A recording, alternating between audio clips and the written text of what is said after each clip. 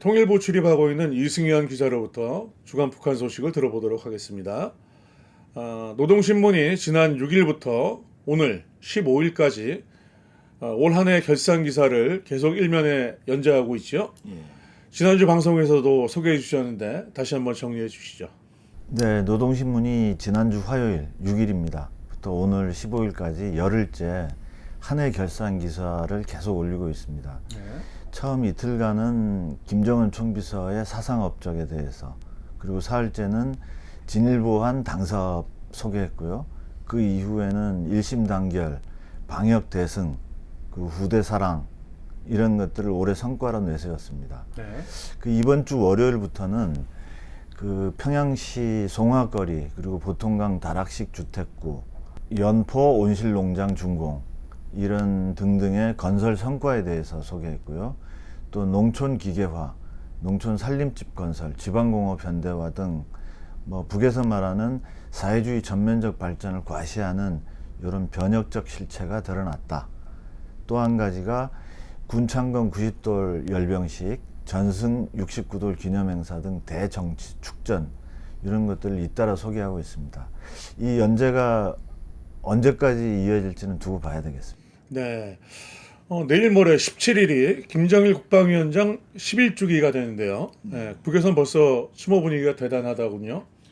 예, 김정일 국방위원장은 그 아시는 대로 2011년 12월 17일 8시 30분에 현지 주도를 위해 탑승한 열차에서 중증 급성 심근경색, 그리고 심한 심장성 쇼크가 합병해서 71세를 일기로 별세했습니다. 네, 그렇죠.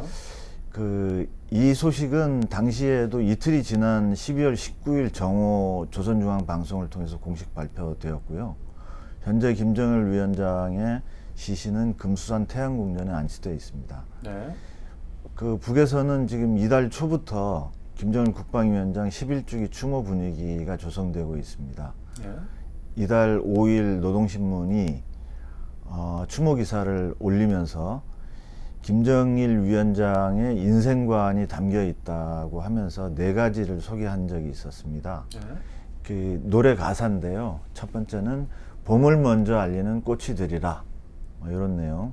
그리고 또 자아희생으로 풀이되는 흰눈 철학, 그리고 널리 알려진 문구입니다만은 오늘을 위한 오늘에 살지 말고 내일을 위한 오늘에 살라.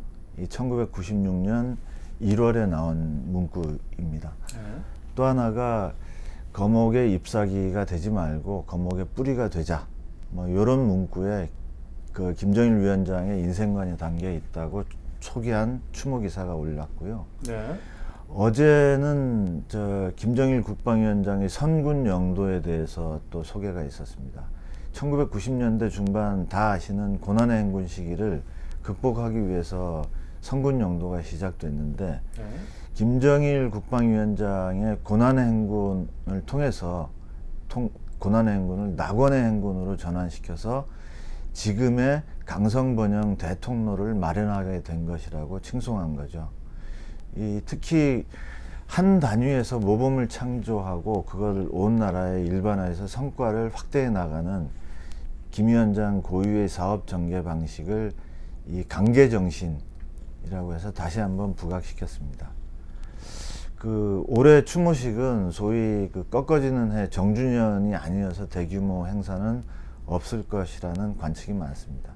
작년 10주기에는 금수산 태양궁전에서 참배, 그리고 중앙 추모대회가 있었습니다. 네, 그렇죠. 연말 당 제8기 6차 전원회의와 관련해서 새로운 소식이 좀 있습니까?